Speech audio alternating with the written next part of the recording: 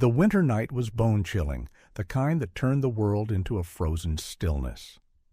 Inside a small, secluded cabin buried in snow, Kalden Rhys stirred from sleep.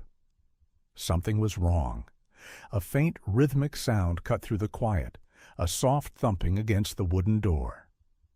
Rubbing his face, Kalden reached for the flashlight on the table beside his bed. The light flickered to life, casting long shadows on the cabin walls.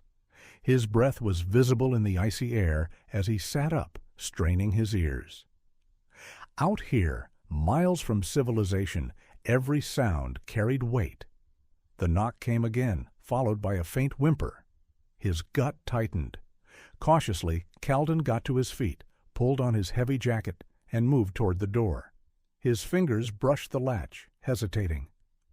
"What now?" he muttered under his breath. Slowly, he cracked the door open, just wide enough to peer outside. The sight that met him made his heart stutter. A bear stood in the snow, illuminated by the silvery light of the moon. Her massive frame was coated with frost, and her dark eyes glistened with urgency. But what made Kalden freeze wasn't just the bear, it was the tiny cub huddled against her legs. The little one's fur was damp, clinging to its thin body, and its pitiful cries echoed softly in the still night. The mother bear met his gaze, and Kalden saw something he didn't expect: desperation. Her breath came in heavy puffs, and her shoulders sagged, as though she had traveled far with her child. For a long moment, neither of them moved. Then, to his astonishment, the bear nudged her cub forward. Kalden's instinct screamed to shut the door, to bar himself inside, but something in her eyes gave him pause.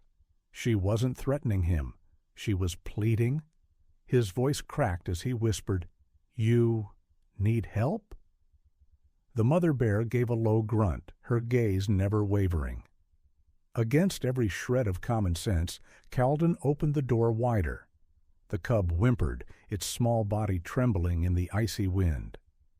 Kalden knelt, his hand trembling as he reached out.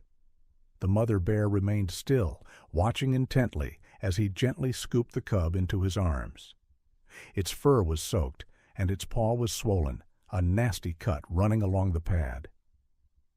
"You're in bad shape, little one," Kalden murmured. He looked up at the mother bear, unsure of what to do. I'll do my best." He carried the cub inside, leaving the door open just enough for the mother to see. She lingered outside, pacing anxiously, but making no move to enter. Kalden set the cub down near the fire, wrapping it in an old quilt. Its cries softened as the warmth seeped into its tiny body. Rummaging through his supplies, Kalden found a clean cloth and a bottle of antiseptic. "This is gonna sting," he said softly, more to himself than the cub. Carefully, he cleaned the wound and bandaged the paw.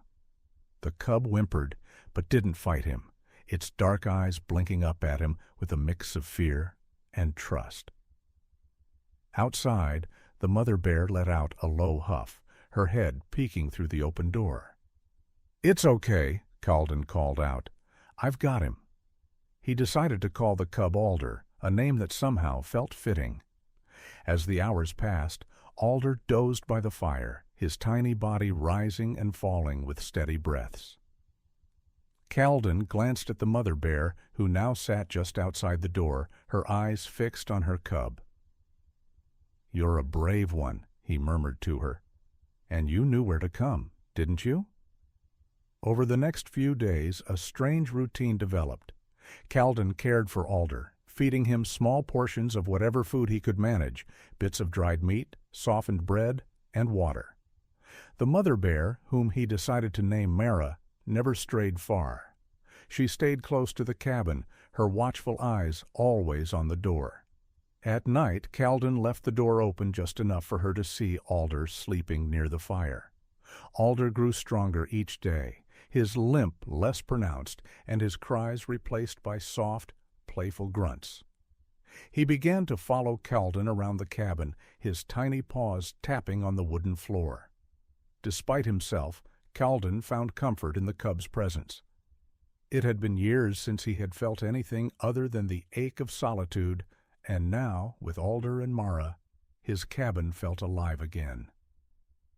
One morning, Kalden stepped outside with Alder in his arms. Mara stood at the edge of the clearing, her breath fogging in the crisp air. Alder wriggled, eager to be back with his mother. Kalden set him down gently, watching as the cub hobbled toward her. Mara sniffed him carefully, nuzzling his fur. "You're both tougher than I thought," Kalden said, his voice breaking the quiet.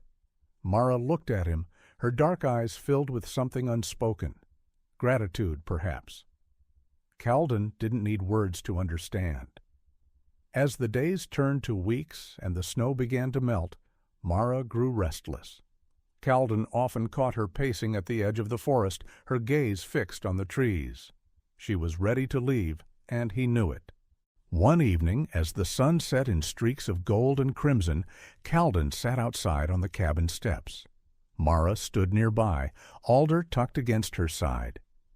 "You'll be okay out there," Kalden said softly, though he wasn't sure if he was reassuring her or himself. The next morning, they were gone. Kalden stepped outside, his chest heavy with the familiar ache of loss. But as he looked toward the forest, he spotted them, Mara and Alder, standing at the edge of the trees. Mara turned to look at him one last time, her gaze steady and full of meaning. Kalden raised a hand, his throat tight. "Goodbye, Mara. Take care of him." She lingered for a moment before disappearing into the trees, Alder trailing after her. Back in the cabin, Kalden sat at his desk, the fire crackling softly behind him. For the first time in years, he felt a spark of hope. He picked up his pen and began to write, his words flowing freely.